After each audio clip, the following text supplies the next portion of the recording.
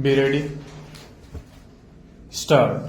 Now, the question that begs consideration in the light of the submissions advanced across the bar is whether the principles of natural justice were observed in compliance or not. Stop. As stated herein above, Rule 81 of Rule 1976 does prescribe observance of the principles of natural justice. Stop.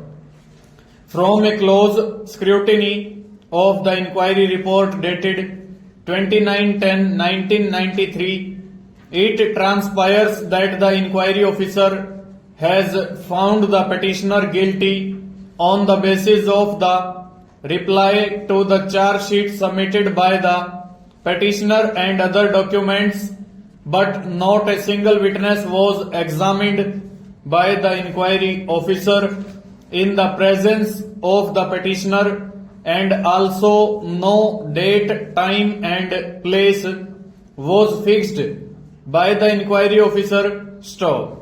It is not discernible from the inquiry report that the petitioner was never granted any opportunity of personal hearing or cross-examine the witnesses, and in the circumstances there appears to be non-compliance of Regulation 81(a) of the 1976 rules, which enjoins due observance of the principles of natural justice.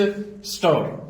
In this connection, Article 14 of the Constitution of India may also be referred, which clearly postulates that authority competent to pass orders is required to record reasons, which is one of the principles of natural justice governing exercise of power by the administrative authority. Stop. It is well enunciated in various decisions of the High Court and the Apex Court that the disciplinary authority has to apply his mind to the record apart from the finding recorded by the inquiry officer before coming to the conclusion whether the charge of misconduct has been proved against the delinquent. Stanza. Merely asking the petitioner to submit an explanation, in my opinion, is not sufficient where it is proposed to impose a major punishment. Stop. There are two kinds of hearings, a personal hearing and second non-personal hearing. Stop. When it is proposed to impose a minor punishment such as withholding of increments or a fine or warning, a non-personal hearing would suffice. Stop. In a non-personal hearing, all that has been done is that the delinquent employee is issued a show cause notice to which he gives a written reply, and on that reply the punishment is straightway imposed giving reasons. Stop.